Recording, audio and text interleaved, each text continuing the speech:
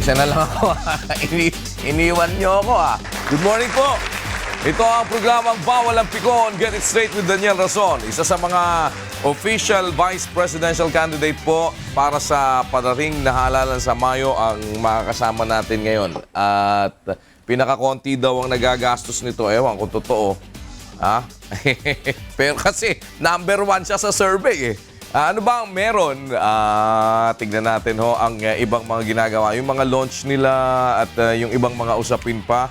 At yung mga nakapaloob doon sa mga binabatikos din sa kanila. Let's welcome back to the program, Senator Francis Cheese Escudero. Ayan, andito na. Akala ko magbubukas Good morning. Good morning. Kumusta ka na? Mabuti naman. Po. Mukhang, ano ba? Naniniwala ka ba talaga sa survey? Oo naman. Mataas man o mababa ang Okay survey. okay naman. Pinag-aaralan namin yun at nagsisilbing giya yun. Talagang basis nyo ba yun? Parang, paano nyo ba ginagamit na basis yung survey? Depende sa survey, kuya. Dahil ang survey, may survey din naman tama, may survey na mali. Depende sa tanong. Oo. May survey na pwede kong sabihin, sinong boboto mong lalaking Bicolano na bata pa sa pagka-vice president? Tapos magbibigay ng listahan. Okay. Mahirap naman paniwalaan yung ganang survey. Pero paano ngayon? Kasi iba-iba nagko-commission sa survey, di ba? Kahit na iba-iba yung nagko-commission, basta yung tanong ay patas at parehas, okay lang yan. So you look at the questionnaires din? Definitely. Parang ano ba yung itinanong dito para masabi natin na pwedeng gamitin natin itong basis? Ang dapat tinatanong lamang, lalo na kung preference ang pag-uusapan, kung ngayon ang eleksyon, sinong boboto mo, eto yung listahan. Okay. Wala nang dagdag na bulaklak pa, iba pang salita yun lamang. Pag may tanong siya, hindi ba disqualified na to? Hindi pwedeng sumagot yung nagtatanong. Okay. Bahagi yun ang dapat timbangin ng respondent. Pero nakita mo, parang merong epekto ba yung mga disqualification cases kay Grace dito sa lumilitaw ng mga survey? Kasi marami ako nadidinig, parang sinasabi nila, parang yung iba ang akala, disqualified na siya. Tama yan. Sa katunayan, tinanong namin yung mga surveying companies, Pulseman, SWS, o sino man, kung bakit bumaba si Senator Grace. At pangunahing dahilan binabanggit nila, ay akala nga ay na-disqualify na siya. At ang mga tanong ng mga sinasurvey ay hindi nga sila pwedeng sumagot, ay ba't kasama pa ay akala ko disqualified na. So isang bagay yun na dapat liwanagin at ipaliwanag sa ating mga botante. Pero dapat ganun yung nakalabas sa survey. Di ba pag nag-survey sila, sabi mo nga, tanong ang titingnan, din nakalagay doon, sino, eto yung mga choices nyo. Nandun pa din yung pangalan niya sa choice. Nandun pa din yung pangalan, tama ka. Pero pag nagtanong yung tao, yung respondent, ba't nandyan pa, hindi ba na-disqualify na hindi siya pwedeng sagutin? Okay. Nung Parang, nagsasurvey. yung nagsasurvey, hindi ko sasagutin yan. Ganon. Kasi sinusubukan gayahin yung sa balota, kuya na, wala namang pagtatanungan. Nandun naman yung pangalan. Oo. Hindi mo naman pwedeng tanongin yung teacher, oy, ano ba to? Disqualified ba to? Hindi. Exactly. So, minimimic nila yung actual na botohan. So, ngayon, sa ganyan, ang tinitignan, pag halimbawa nakita nyo, kagaya niya, number 1 ka sa survey, yung iba naman naghahabol, na nangungulelat. Kasi matagal mo na sa pangangampanya, how do you adjust? Paano yung adjustment nyo? Paano nyo na-determine din yung areas where you need to adjust? Huwag na natin turo sa kanila, baka malaman din nila. Baka kanya-kanya paniniwala tayo okay. sa So ganyan. parang kanya-kanya strategy na lang yan. Parang adjustment namin sa game namin, sa play namin, kung paano kami. Kasi kung titingnan mo yung survey, hindi naman pwedeng magbase ka rin lang sa isang survey. Dahil sinabi ganito, ganyan na yan. Dahil nag-iiba-iba naman. Halimbawa, ang isang surveying company, ang sinasurvey nila ay wala pang 1/3 ng kabuuan ng probinsya sa buong bansa. So, halimbawa, kukuha sila ng isang probinsya sa Region 5. Kukuha sila ng isang probinsya sa Region 2. Yun na yung kakatawan sa buong rehiyon. Na minsan, magkakaiba naman yung mga probinsya. Minsan nga, sa loob ng isang probinsya, iba-iba pa yung mga bayan. Sa loob ng isang bayan, yung mga barangay, iba-iba din yung pananaw. So, depende pa din. Paano ngayon ang assessment nyo? Bakit number 1 ka? Wala naman kayong, totoo ba na hindi pa kayo masyadong gumagastos sa ads? Wala kaming national ads talaga. Sa simpleng dahilan, Bagaman legally pwede, morally hindi ako naniniwala doon. Dahil mulat mula, hindi ko ginawa yon. Anumang kampanya ko for national position, hindi ako nag-advertisement bago nagsimula ang kampanya, ang official campaign period. Yes. At pangalawa, limitado naman talaga yung resources namin, sabat namin gagastusin bago yung kampanya na hindi mo pwedeng malagay yung pwesto o posisyon. How about sa social media? Social media, yung mga ginagawa namin, yung activities namin. Yes, oo. Walang advertisement pa din talaga. Yung mga saan ako nagpunta, ano nangyari, anong sinabi, yung ganun lang. So anong nakikita mong advantage over the other? Bakit? Kasi yung iba, ang dami ng... Actually, wala akong mga ads, nakikita ng advantage. Kaya ako nagpapasalamat talaga at nakakataba ng puso. Actually, dahil kung tutusin natin, wala rin akong pera, partido, makinarya tulad nila. Sila, kompleto at meron. Mas marami silang pera at advertisement. At yung iba, may mga kamag-anak o asawa o tatay o nanay na matataas na pwesto na ang narating. Ito na yung pinakamataas na pwesto ang narating ng apelido ko at ng pamilya ko. Ano mang higit pa rito, sobra-sobra at bonus na yon. So, but let's get it straight. Ito ngayon nakikita mong takbo nung like nag-umpisa, disqualification case, etc. Prior to that kasi, nung kinukumbinsi kayo ng Malacanang na maging bahagi nung tandem, ano? You were there kasi ikaw yung... Twice. Out of the 5 meetings, twice. Oo, na kinukumbinsi tumakbo, di ba? Ano bang ano nun talaga sa'yo? Pwede mo ba i-reveal sa amin? Ano ba talagang namagitan doon sa usapan na yon? Ang mangyayari, ikaw, kasi kasama ka doon, siyempre, nag-uusap kayo. Paano? Dahil ang lalabas, magbabites nun si Grace, di ba? Hindi na pag-usapan yun actually sa dalawang pagpupulot na nandun ako. Okay. Walang nasabi at hindi nasabi ni Pangulo Aquino yun. Ang nasabi lang niya, pinakamalapit doon, sana magsama-sama tayo at magkaisa. Wala sa binibigay na pwesto o posisyon ni Secretary Mar, ni Senator Grace o ako man. Paano yun? Di ba nyo, siyempre, I mean, knowing you, siyempre, sabihin mo naman, ano pagsasama-sama natin? Hindi, nung tinanong ko si Pangulo Aquino, nakapag-decide ka na ba? Sabi niya, hindi pa, kaya ako nga kayo kinakausap. Yun ang sabi niya. Okay. Sabi niya, ano bang pwede dumating sa puntong tinanong niya ako, ano bang pwedeng ialok ka ni Secretary Mar sa inyo? Sabi ko, kung wala ka pang desisyon, pwedeng ibalik yung tanong, ano bang pwedeng ialok namin ni Senator Grace kay... Okay. Wala pa daw siyang desisyon eh. So, walang napag-usapang solid o konkreto. Walang alok na binigay, walang alok na tinanggihan sa magkabilang panig. Pero bakit hindi dumating doon sa point na kinaklaro? Di ba? Tingin ko kasi dissented na ihiya si Pangulo Aquino. Alam niya, bawat isa sa amin may kakayahan at may karapatan tumakbo at ialay ang sarili. Tulad lamang niya. Dahil nabanggit ko nga sa kanya sa pagpupulong na yun, kung gagamitin nila karanasan laban kay Senator Grace, abay malayong mas may karanasan si Secretary Rojas kaysa kay Pangulo Aquino noong 2010. Nung tumakbo si Pangulo Aquino at siya ang pinili ng kanyang sariling partido, malayong mas may experience naman si Secretary Mar. Pero ba't nila pinili? Yung walang karanasan kumpara sa meron. Tapos ngayon, bigla-bigla, agad-agad, importante yung karanasan. Hindi naman yata tama at pwede. Okay, sabihin na natin, bakit naman hindi kayo ang nag-open? Kasi sabihin natin na maaaring tinitingnan ninyo, nagrumirespeto ang presidente, di ba? Ba't hindi nyo inano na, lalong na respeto naman dapat kami. Ni hindi kami miyembro ng Partidong Liberal para sabihin at idiktahan na ano man ang desisyon namin, binding sa inyong lahat. Sa kanila na may sabihin. It's a matter of like putting things on the table, di ba? Kasi noong mga panahong yon, sa totoo lang, nagbigay ng self-imposed deadline si Pangulo Aquino, July 31. Wala pa kami ni Senator Grace doon. Wala pa kami sa puntong nakapag-decide na kami, may desisyon na kami, ito na yung gagawin namin, tatakbo ng ganito, tatakbo ng ganyan. Wala pang ganon. Yung deadline na July 31, kay Pangulo Aquino lang naman yun eh. Sinabi ko nga sa kanya applicable lang sa iyo yan. Wala naman kaming obligasyon na magdesisyon bago mag-July 31. Ang tagal-tagal pa ng last day of filing. Yes. So, ang nasasagot lamang namin sa kanya nun, ni walang alok, kami wala pang pasya. May alok man, wala pa rin naman kaming pasya. Hindi, sa bagay, that's water under the bridge dahil ngayon eto na yung dito na yung siguro tumbukin ko na lamang. Sa tingin ko, kung tinanggap niya anumang alok ng administrasyon, wala sang mga disqualification cases ngayon. Alright. So, naniniwala ka, in other words, na gawa ng administrasyon to. Hindi ni Pangulong Aquino. Okay? Siguro ng mga miyembro ng administrasyon na kapartido niya o sumusuporta kay Secretary Rojas, meron ding bahagi si Vice President Binay o sino mang katunggali ni Senator Grace sa ngayon sa pagkapangulo. No, but most likely, sa tingin mo, sino ngayon ang nag-ooperate dito? Sa Pareho. side ng ano? Pareho siguro sila.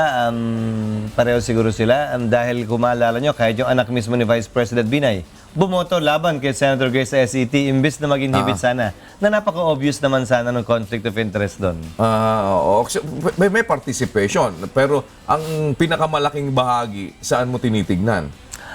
Pareho. Partisipasyon sa pagboto, pagpaplano, pag-udyok sa likod. I know you to be very close kay Presidente, di ba? Hindi ba kayo nagkaroon ng chance na... Actually, mula nung nagkausap kami, nung sinusubukan niyang kumbinsin si Senator Grace, hindi na kami muling nagkausap pa. Dahil nga, tingin ko, decente at proper si Pangulo Aquino. Nagte-textan kami ng Pasko, ng New Year, Merry Christmas, pare, kasi text naman, wala namang makakarinig. Yes. Merry Christmas, pre, Happy New Year, pre, sa pamilya, ganun din. Oo. But beyond that, wala. So, you did not have the chance na parang sabihin, alam ko, hindi ikaw. Ano ba naman to? Nasabi ko na sa camera yan, alam ko, hindi ikaw. Nasabi ko na sa interview yun. But I mean, iba kasi yung personal na pwede bang neutralize mo naman to? Hindi kami nagkausap. So walang ganon, but would you opt na kausapin siya with regard to Hindi, this? kasi mahabang usapin pa, kukumbinsin mo pa, at pag sinabi mo, ito ang nasa likod nito, malamang ang gagawin niya, papatawag niya yung tao, oy, sabi ni Cheese, ikaw daw ang nasa likod nito, edi siyempre magde-deny lang yun, sayang lang ang oras.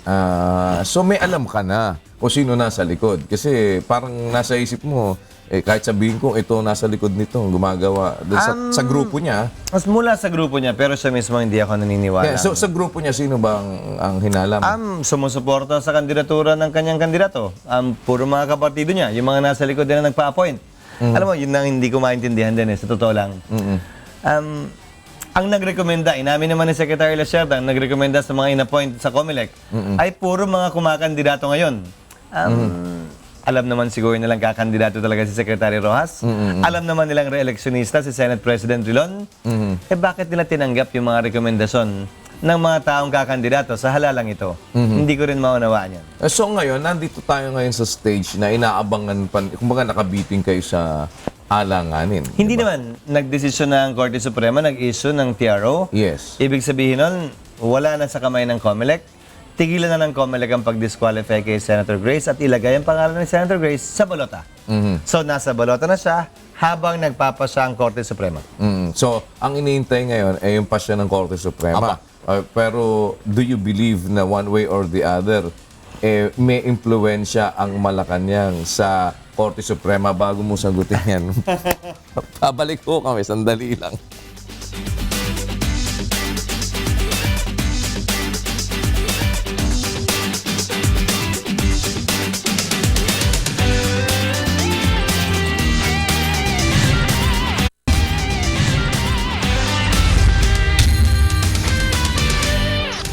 Ito ang programang Bawal ang Pikon. Get it straight with Daniel Roson. Tsaka po natin, Honorable Francis Cheese Escudero. Of course, senator pa rin at tumatakbong vice presidente. Pagka ba natalo ka? Huwag naman. Senator ka pa rin, di ba? Hanggang 2019. 2019. So, parang something to lose dahil di mo makukuha. Kapareho ko si Senator Cayetano at saka Senator Trillanes. Na 2019 pa. So, as I was saying kanina, ano bang nakikita mong mangyayari nitong desisyon ng Supreme Court? Nakikita mo ba may impluwensya ang Malacanang sa Supreme Court? Sa tingin ko, wala. Dahil kung ang pagbabasihan natin, yung desisyon ng Korte Suprema sa DAP, unanimous ang desisyon ng Korte Suprema laban sa administrasyon. Yun, buhay na nila, kinabukasan at kalayaan na nakataya. Ni isa na kahit na inappoint pa ni Pangulong Aquino, hindi bumoto pabor sa kanila. Pangalawa, kung ang pagbabatayan po natin ay naunang mga desisyon ng Korte Suprema, partikular yung desisyon nila sa kaso ng FPJ, halimbawa ng 2004. Okay. Kaugnay din ito sa disqualification, citizenship, at nagkataong adoptive father pa ni Senator Grace. Sabi ng Korte Suprema sa pamamagitan ng Chief Justice Ray Puno, sabi niya, "We cannot leave to the unelected members of this court the power and right to decide who the next president will be. That decision is best left to the sovereign Filipino people." So, ika nga, hayaan nating taong bayan na mamili at hindi yung mga maestrado ng korte. Okay, so yung punto na yon, okay, na sige, pumili ang tao. Pero ang isang problema niya dyan ngayon, yung residency issue. Kasi yun na isang parang hindi pwedeng kung sinasabi mo magiging patas naman ng Supreme Court dito, hindi sila pwedeng magbulag-bulagan with the details and facts given doon sa issue ng residency. Baliktad ko. Noong 2013, ang final niya na period of residency niya ay 6 years and 6 months. Tanong, may ebidensya bang pinresenta si Elamparo, si Sagisag, si Contreras, si Valdez na totoo yun? Wala naman silang pinresenta ang ebidensya Binase lang nila yan sa sinulat niya sa 2013. Yung final niya mismo, dahil sa kanya nang galing yan. Kaya, kumbaga, statement mismo ng tao yan. Ikaw na umaamin na yun. Opo. Ang ginamit nilang basihan para yun at nagsisinungaling daw si Senator Grace, ay isang succession case o kaso tungkol sa manahan. Ngayon, hindi namin maunawaan bakit hindi nila ginamit yung kaso na isang election case. Sa kasong ito involving Imelda Marcos. Ito sa kaso ni Ginang Marcos, sinulat niya sa kanyang COC for Congresswoman in 1995, if not mistaken. 7 months and 10 days. Okay. Yun yung COC mismo para sa pagka-congressman nung tumakbo siya. Okay. Na ginamit din laban sa kanya dahil pinapa-disqualify siya as congressman. Sabi ng Korte Suprema doon, hindi yung sinulat mo sa COC, kundi yung katotohanan and fact of residence ang magdedetermina kung qualified ka o hindi. Ito, tandaan mo, kuya, ginagamit lamang nila yung COC ni Senator Grace noong 2013 laban sa COC o kandidatura niya sa 2016. Sa kaso ni Ginang Marcos, yung COC niya mismo ang ginamit laban sa kanya. Pero sinabi pa rin ng korte, hindi yan pwedeng gamitin laban sa kanya. Kung mapapatunayan niya na mas mahaba naman talaga yung residency niya sa Leyte at that time. At pinatunayan po niya. Sa kaso ng Senator Grace, ganun din po. Kami lamang ang nagpresenta ng ebidensya sa COMELEC para patunayang 10 years and 11 months yung kanyang residency. Walang pinresenta yung kabilang panig na ang tama ay 6 years and 6 months. Para patunayan yun. Para patunayan, yun ang totoo. Yun ang totoo. Kasi ano bang basehan ng COMELEC para sabihin yung 6 years ang totoo at hindi yung 10 years? Dahil naunang sinabi, may Supreme Court decision na nga At saka sinasabi na nga ng tao mismo pagkakamali yan. Ito yung tama at ito yung ebidensya. Ano ba yung ebidensya ang pinresenta ni Senator Grace?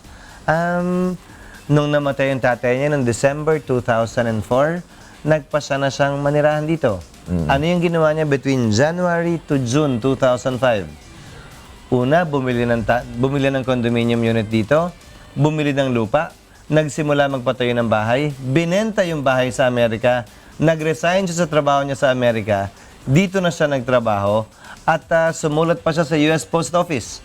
At sinasabing, ito na yung address ko sa Pilipinas na. At nung June, in-enroll niya yung 3 anak niya, isang elementary, isang high school, isang college, dito sa Pilipinas. Hindi pa ba ebidensyang sapat yun para sabihin dito niya na balak manirahan?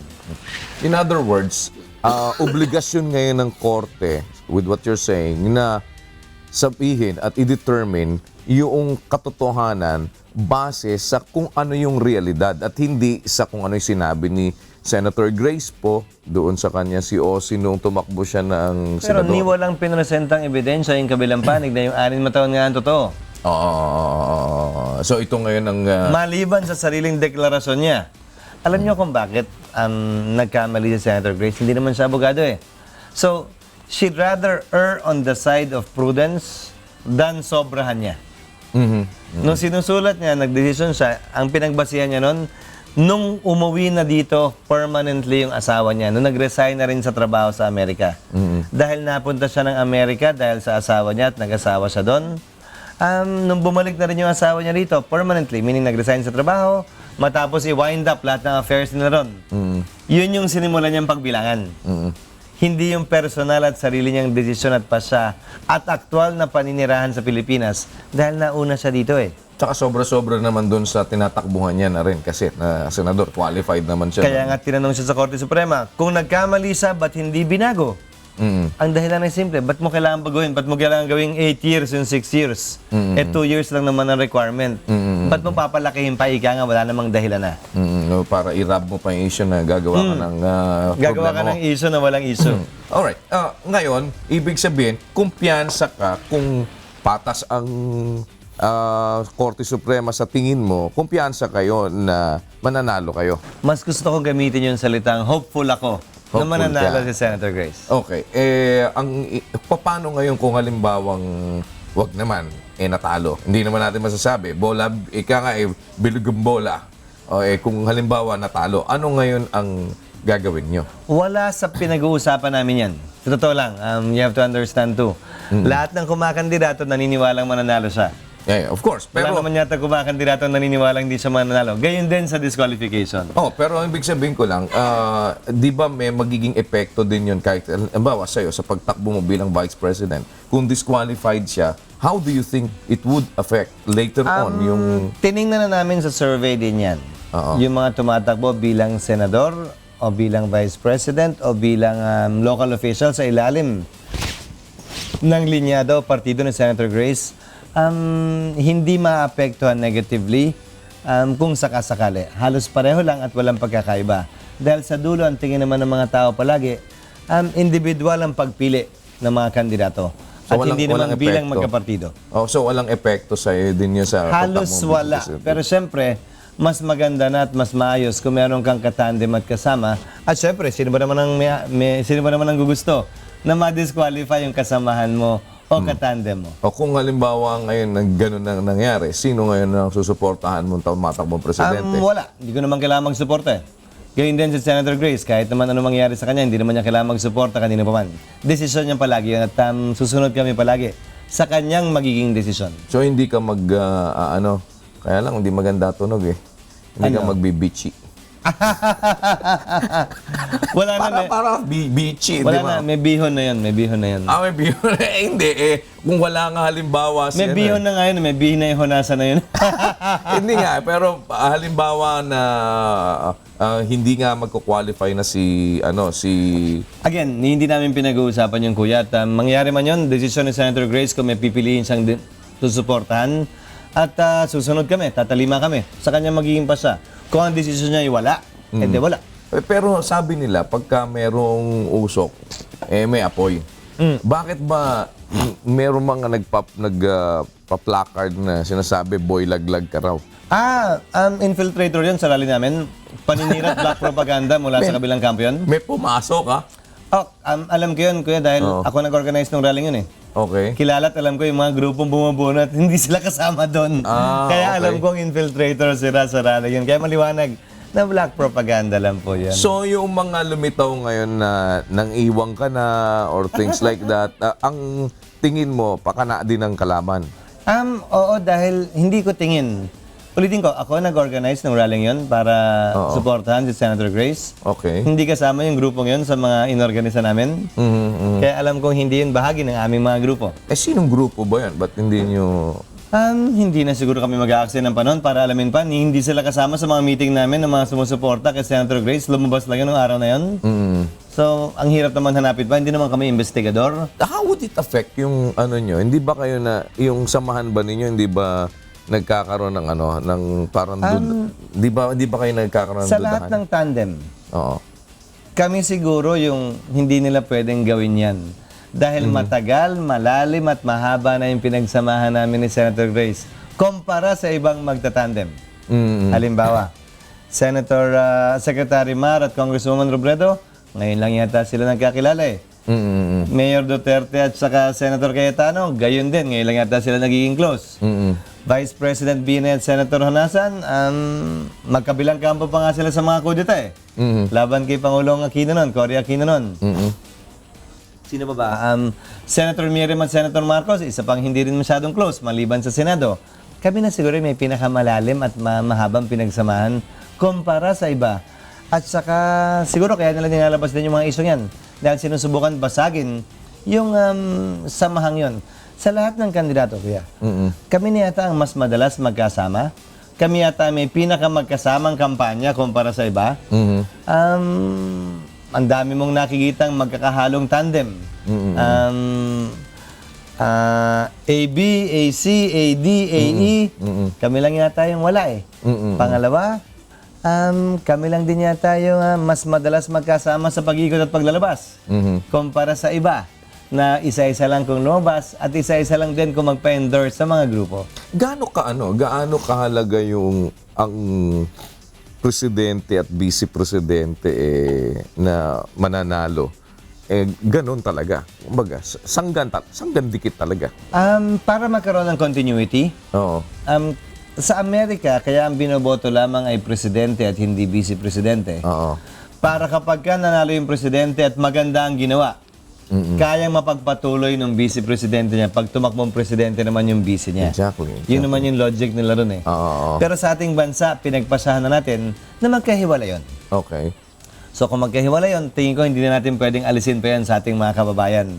Yung pagpili na yung kalawang Pangulo, karapatan na yan ng ating mga kababayan.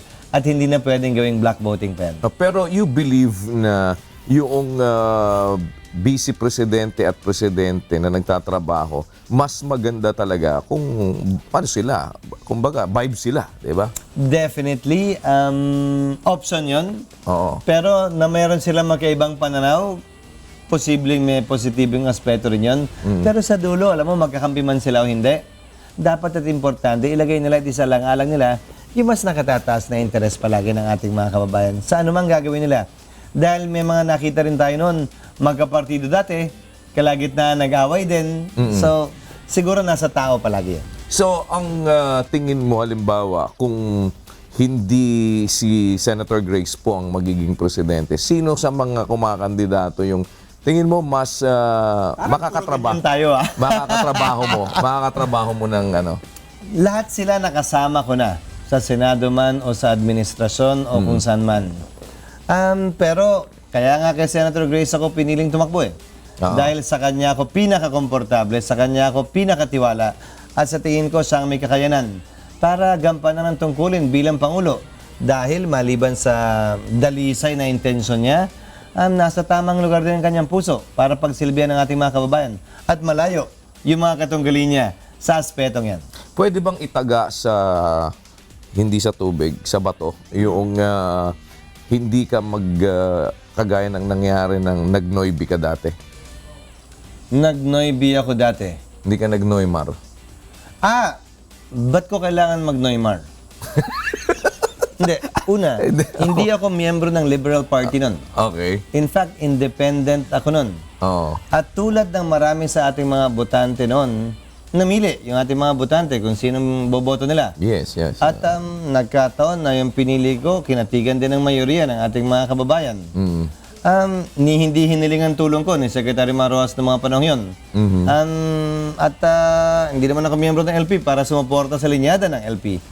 Na hindi ako magaganon ngayon. Maliwanag naman na may tandem at linyada ako sa ngayon. Kasama si Senator Grace. So, hindi option yan sa akin yan. Well, ngayon, sa nakikita niyong takbo ng kampanya niyo, malaki pa bang kailangan yung gastusin ngayon? Dahil nag-slide si bumaba ang kanyang ratings at yun na-attribute most of the time doon sa disqualification case sa kanya. DQ lang yun. Pag matapos yung kaso at paboran siya, babalik din naman yung numero. Hindi naman kailangan gastusan ho yun. Kailangan lamang intend. Yung paglipas at pagdali ng panahon hanggang matapos yung kaso. Gagastos kami palagi ng Senator Grace base sa aming kakayahan. Hindi po base sa kung anong kailangan namin gastusan dahil wala naman po kami nun. So sa pera mo, magkano kinukuha mo Allotted mo lang. Napag-usapan na ba ninyo ng misis mo na, hanggang dito lang pwede Wala akong ginagastos na personal kong pera. Wala naman akong gagastos na personal na pera. Okay. At ang pinakamaliwanag na ebidensya, wala pa nga akong gastos sa advertisement eh. Actually, yung 30,000 na nabook na AC Nielsen, malamang sponsorship po yun na hiniling sa amin sa Okay. isang provincial radio. At hindi naman talaga advertisement. But anyway, kung ano lang yung dumating na tulong kaugnay sa pangangampanya at politika, yun lang naman din ang ginagastos ko eh. Wala naman akong personal na pera na pwedeng gastusin para sa politika at pamumulitika. Dahil dati nang kukonti yun at para sa pamilya ko yun. Hindi ko gagalawin o gagastusin yun para sa politika. Naapektuhan ba yung mga tumutulong because of the disqualification case? Hindi ko alam eh, dahil rekta silang kumakausap kay Senator Grace, hindi naman sa akin eh. Okay. Sa totoo lang, nakita ko yun noong 2010 at ngayon din, wala namang halos nagbibigay sa Vice President. Dahil hindi nila alam kung may pwesto yung Vice President o wala. Oo. Hindi nila alam kung mananalo yung katandem niya at i-appoint sa o hindi. Oo. So, wala naman halos nagbibigay sa akin. Ewan ko dun sa iba. Yung ibang mga Vice Presidential candidates, ang lalaki niyata ng gastos sa advertisement eh. Yes. Oo. So, bakit sa kanila marami nagbibigay pero sa akin at sa party ko, halos wala. Hindi ganun kalalaki at hindi ganun karami. Napag-usapan nyo ni Senator Grace kung talagang maraming nag-hold back because of the disqualification case. Palaging merong nag-hold back. Hindi ko alam lang kung marami dahil siya ang nakakaalam noon at hindi ako. So ngayon, dito sa sitwasyon ninyo, kagaya sa Senate, di ba merong parang banggaan pa rin dyan? Ano ba yung nangyari doon sa ano? Ano ba nangyari ngayon dito sa issue ng SSS? Sa tingin mo ba ma-override ba yung pagbivito ng presidente? Kasi ang sinasabi naman ni Senator Drilon, ito dapat mag-emanate sa HOR. 'Di ba, sa Congress. Mayroon yata kayong pinapasa ngayon na resolution. Sense of the Senate resolution yung aming inihahain, hindi actual override. Alam ni Senator Drilon yan at naintindihan niya kung anong ibig sabihin nun. Sense of the Senate, ibig sabihin ito ang opinion ng Senado. Kaugnay sa override. Yun ang pinapaikot ko ngayon. Dalawang dahilan. Una, para makakommit na yung mga senador kaugnay sa pag-override dahil baka magbago na naman ang kanilang desisyon. Pangalawa, para magdagdag ng pressure sa Kamara na, hoy, kami sa Senado, kaya naming i-override to. Kayo, pwede ba gawin nyo na dahil kayo ang dapat mauna sa pagboto sa pag-override nito? Bakit ko sinabi yan at sinasabi yan? Ang bagay na yan. 15 ang bumoto pabor sa SSS dagdag 2,000. Isa lang ang bumoto laban nun. Si Senator Enrile. Pumirma na si Senator Enrile dun sa override sense of the Senate resolution ko. Okay. So dapat 16 kami. Oo. Diba? That's 2/3. Oo. Ang problema, bakit wala? Bakit nag-hesitate sila ngayon? Binoto naman nila yung... Yun nga yung tanong ko. Oo. Si Senate President Ridon, isa ron sa mga bumoto pabor dyan. Okay. Bigla ngayon, pamumulitika at tinuturo niya na sa House of Representatives. Hindi naman yata tama yun. Oo. Kung nung pinagbotohan namin yan, tama yun. Okay, Bakit biglang naging mali? Porkit binito ni Pangulong Aquino. Yun ang nagpamali doon. Kasi ayaw pala ng presidente. Akala ko ba, my loyalty to my party ends where my loyalty to my country begins. Pangalawa, bilang mambabatas, may trabaho kami. Kung bilang Pangulo, may trabaho si Pangulong Aquino, kami din meron. At pangatlo, alam mo, sa kasaysayan ng Pilipinas, na inabutan ko, dahil 1969 ako pinanganak. Lagi mo sinasabi, mas matanda ako sa'yo. Ngayon lang yata, may nabito na ganito karaming batas ang Pangulo. Kulang-kulang 70 bills na ang nabivito ng Pangulo. 70 bills na pinagpagura namin, binuhusan namin ng panahon, ginastosan ng Kamara at ng Senado ng pera para ipasa. Tapos ibivito lang. Asa na yung PLLO? Nasa na yung LEDAC? Na sana may iwasan yan. Bambabatas ako mula pa noong 1998. Sa aking pagkakaalala, mula 1998, wala pang nabitong batas ng Pangulo eh. So, hindi nagtrabaho yung legislative liaison officer?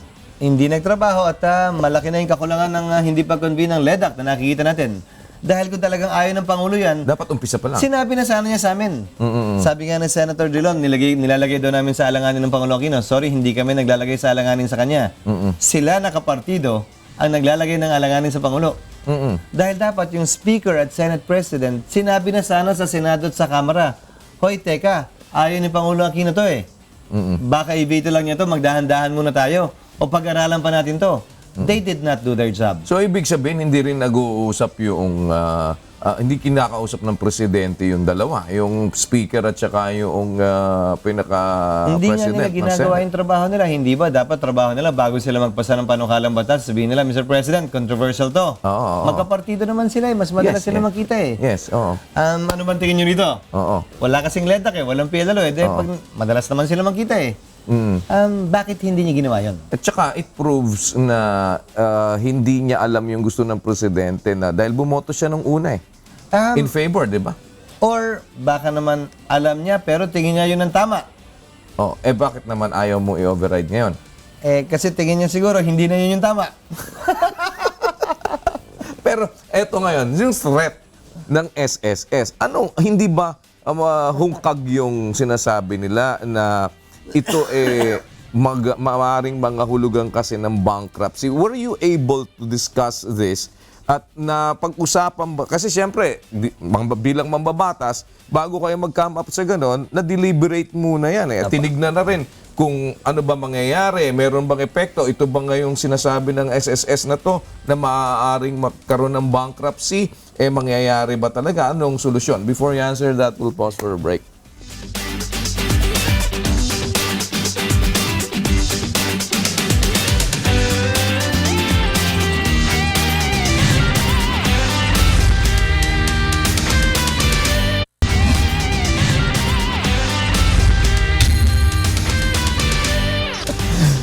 Ito ang programang Bawal ang Pikon. Get it straight with Daniel Razon. Saan pa rin po natin Honorable Francis Cheese Escudero, ang kasalukuyang isa sa ating pong mga senador at tumatakbo bilang pangalawang pangulo ng ating bansa.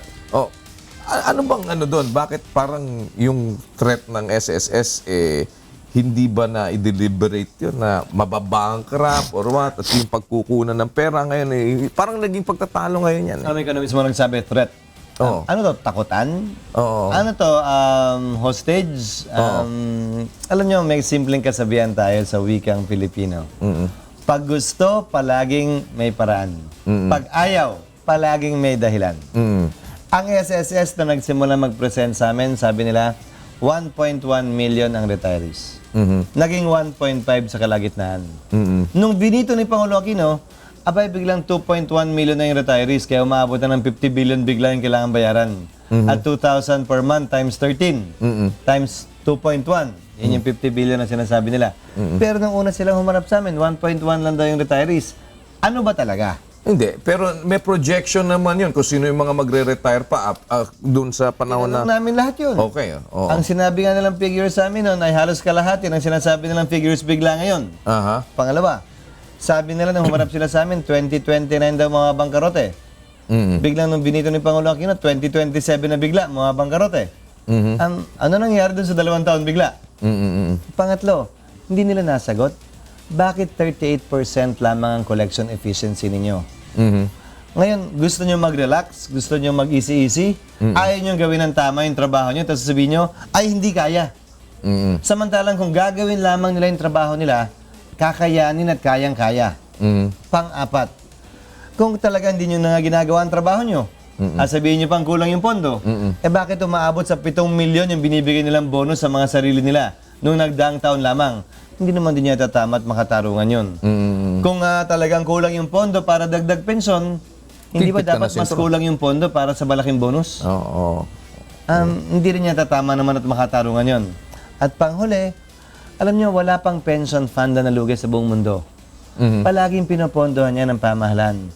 Kung yung CCT nga na dole out, 100 bilyon kada taon ang ginagastos ng gobyerno. Ano ba naman yung pondohan din ng gobyerno to habang kulang pa at kung sakasakaling kukulangin? Gaya ng sinabi ko, pag gusto, palagi may paraan. Pag ayaw, palaging maraming dahilan. So ano masasabi mo ngayon dun sa mga kasama mo na nung una pumirma at ngayon parang nag-hesitate na pumirma?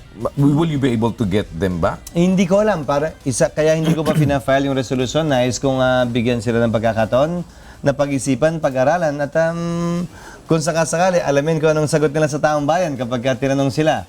Kaugnay sa bagay na ito. Dahil, ano man ang basihan noon, alam naman na namin yun noon eh. Walang pinagbago eh. Ang tanging nagbago, veto ng Pangulong Aquino. Pero Ngayon, hindi naman sila presidente, senador at congressman sila. Kung may trabaho yung presidente, may trabaho din po kami na dapat gampanan bilang mamabatas. you have ample time. I think so. In the Senate at least. In the House, yun ang problema. 2/3 is about 190. Okay. Ni hindi yata sila maka 190 sa quorum, may boto pa. So ngayon, ayun ang magiging pinaka-scapegoat na naman. Wala na naman Pero quorum. kaya sana kung marating namin yung 2/3, may pressure sa Kamara. Hindi ba na, hoy, sa Senado kaya. Kayo na lang. Pwede ba gawin nyo? Meron pa ba kayong nakapending na maaring maipasa na kailangan pirmahan ng presidente? Marami pa. Marami pang That you're panukalamutas. expecting na at least na makarating na doon sa pipirmahan na niya. Ang problema kasi natin, wala tayong procedure para may date talaga para kung kailan natanggap ng Pangulo ang isang bill. Okay. Kasi sa ngayon sa Constitution, 30 days after receipt, pag hindi niya pinirmahan, batas na yon. Pero akala namin noon, pag finurnish mo sa PLO, yun na yun. Yun pala, kapag ka natanggap mismo ng opisina niya, yun ang tingin nila. Paano namin malalaman kung kailan natanggap ng opisina niya yun? Sila na lamang ang makakalam nun kung sakasakali. So ngayon, ang tinitignan ninyo, more or less, may inaasahan pa kayong pipirmahan ng presidente dapat. Meron pa at... Ano yung mga crucial doon? Actually, isa lang. Yung pinaka-crucial doon, yung Salary Standardization Law. Yung increase ng Salary Standardization Law, nasa Bicameral Conference Committee ngayon. Okay. At inaasahan namin matatapos yan by this week. Hopefully, mapirma ng Pangulo Aquino yan. Hopefully, mapirmahan ng Pangulo. Dahil yung pondo nasa 2016 GA na yan. Wala naman kayo nakikita problema doon. The same manner na problema sa SSS. Well, may isang issue. Yung retirement, ay yung pension din. Kasi sa uniform personnel, kasabay ng pension nila yung pagtaas ng sweldo nung nasa active. Okay. Tila may ilang mambabatas na ayaw yun. Gusto nila, wag nang tumaas yung pension ng mga retirado. Ang tataas lamang sweldo ng active. Ang issue pa yun na kailangan resolbahan ng BICAM. So wala pang ano yun. Kailan ang expectation na mariresolve yun? Hopefully this week. Unless maghang BICAM sila, hindi talaga sila magkasundo. But hopefully this week marisolbahan nila yan. So you think naman kung makakapasa yan sa Senado, hindi naman mabibito ng presidente? Sana konsultahin na nila si Pangulo Aquino ngayon pa man para hindi naman ma-strike 3 si Pangulo Aquino. Una sa tax relief, pangalawa sa SSS pension, at pangatlo na to kung sakasakali. Itong mamasapan no reopening, ano ba nakikita nyo dito? Why? Hiniling ni Senator Enrile yan. Nasa piitan pa siya nung nag-hearing kami. So, nung nag-motion siya, walang nag-object na senador. So, binalik yung trabaho sa kamay ni Senator Grace para mag-conduct ng hearing. Sa panahon ni Senator Grace, nagawa na nila yung trabaho nila. Pero dahil may ganitong kahilingan, obligado siya na muring buksan ito. Do you think may mga bago bang ebidensyang magsusurface? Hindi ko alam. Sabi ni Senator Enrile, meron daw po. So, nasa sa kanya po yun. Wala naman po sa amin para magduda at sabihin wala nga bago Wala nga. siyang ilalabas. Mas maganda na rin siguro yun. Kesa naman saraduhan namin ng pinto, tapos may bago pala. Maganda ng buksan yun, may bago man o wala. At least wala kaming tinago. Pero ang issue ngayon kasi dito, uuwi na naman sa sasabihin nila na pamumuliti ka na naman yan. Alam nyo, hindi mangmangang kababayan natin at matatanda na yung mga senador. Alam na namin yung kaibahan ng tama at mali. At sino man ang mamulitika o mag-grandstanding dyan, kitang-kita mula sa telebisyon, sa radyo. So, hayaan nating taong bayan na magusga. Hindi para sa amin sigurong hindi gampanan yung aming tungkulin. Dahil lamang panahon na ng eleksyon. Dahil lamang kandidato kami. Hindi rason ng politika para hindi gampanan ang aming sinumpaang tungkulin bilang mga miyembro ng Senado. Ang kahalagahan ng pagiging isang vice-presidente at yung pagiging active mo will also depend on what will be given to you by the president, Yes. 'di ba? Pagka nandoon ka na sa panunungkulan bilang vice-presidente, ano tinitingnan mong kung sakaling papapilan mo? Actually, wala kaming pinag-uusapan ni Senator Grace eh. Kasi ang sabi ko nga sa kanya, walang trabahong sobrang liit na hindi mo kayang gumawa ng malaking pagbabago para sa ating mga kababayan. Halimbawa, madalas pinagtatawanan o sinasabi, housing lang naman yan eh. Tulad ng nangyari kay Vice President De Castro at Binay. Sa totoo lang, napakalaking bagay nun kung yun ang i-assign sa yung trabaho. Bakit? Humigit kumulang 3,000 hektarya sa Metro Manila ang ino-occupy ng informal settler families. 3,000 hektarya na sa Metro Manila napakasigip na, napakalaking bagay sana. Kung mag-vertical high-rise ka, 4 stories, may malilibre kang 2,250 hectares sa Metro Manila. That's approximately 22.5 million square meters na either open space o dagdag kalye para lumuwang-luwang naman ang kamay nila ng Metro Manila at umayos-ayos ng konti ang itsura at kalagayan ng ating mga kababayan kaugnay ng kanilang tirahan at tahanan. Yun ang isang binabakbak sa inyo. Manila-centric daw ang isip ninyo ni Senator Grace po. Sinagot ko lang yung tungkol sa housing. No, but kasi 'di ba parang isa sa mga pinupukol sa inyo yun na Sinong pumupukol nun? Ngayon ko lang yata narinig yun. Ang pumupukol yata nun ay ang kampo ni Mayor Duterte, kung hindi ako nagkakamali. Dahil hindi daw sila Manila-centric, dahil ilalagay daw nila ang Department of Tourism sa Cebu. Wala naman yata sa ganun yun. Mas nasa pag-allocate ng pondo at pera yan. Kami lang yata ang nagsasabi. I-allocate namin hindi bababa sa 30% ng national budget para sa Mindanao. Katumbas ng humigit kumulang 1 trilyong piso. Dahil na rin matagal na napag-iwanan ng Mindanao at dapat lagakan natin ang pondo ang Mindanao para makahabol sa Visayas at sa Luzon.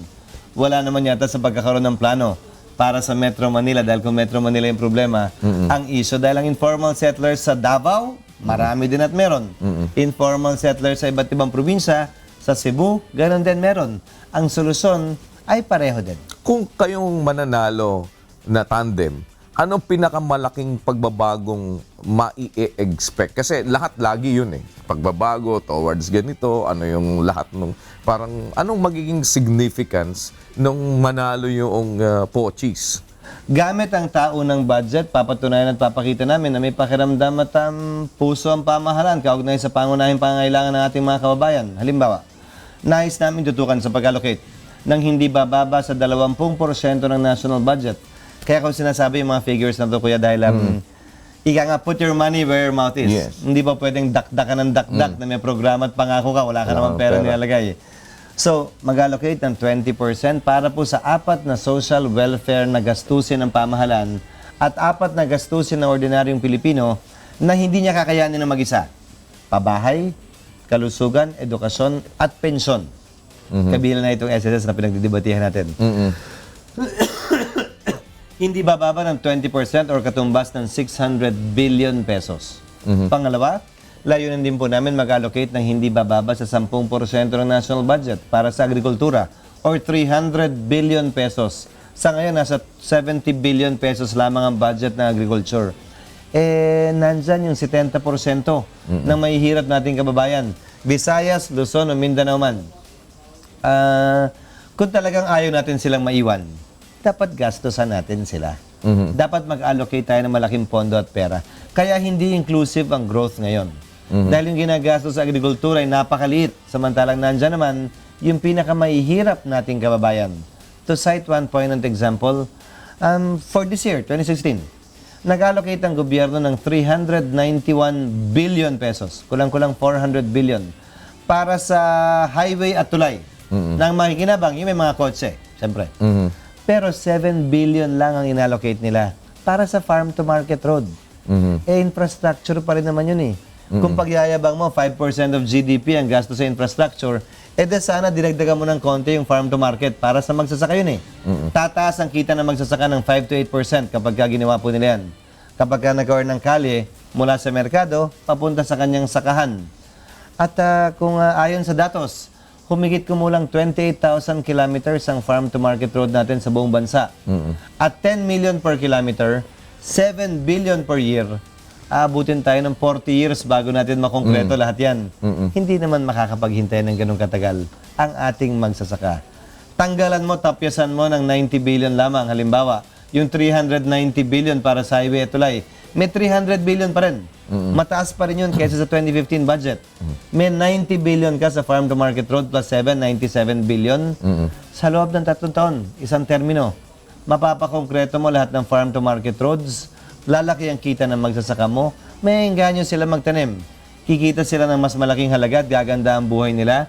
At kung sino man namang gugulo dun sa pinakasulok-sulukan ng bansa, mas mabilis makakarating ang tropa natin dahil maganda ang daan at makakapasok ang sasakyan ng ating mga pulis at sundalo. Ano ang isang pinakamalaking pagkakamali ng Administrasyong Aquino sa palagay mo na hindi ninyo dapat nasundan? Tulad ng sinasabi ko, pag-allocate ng resources. 623 billion mula 2011 ang underspending ng gobyernong ito. 623 billion ang dapat na gasto sa serbisyo publiko, na pakinabangan ng tao na hindi po nila nagawa o ginawa. Ang presyo ng ballpen this year, palaging mas mahal kesa last year. Ang presyo ng kalye o building this year, mas mataas palagi kesa last year. Yung hindi mo nagagastos na pera, sayang na resources yun.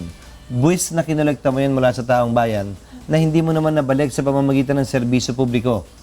723 billion worth of expenditures na nagpaikot sana para sa ating ekonomiya kung isasama mo yung 2015 na underspending po nila. Yun ang isang bagay na hindi dapat gawin ng susunod na administrasyon.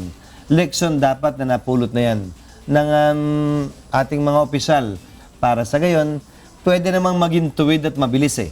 Hindi naman porkit tuwid, kailangan mabagal na rin.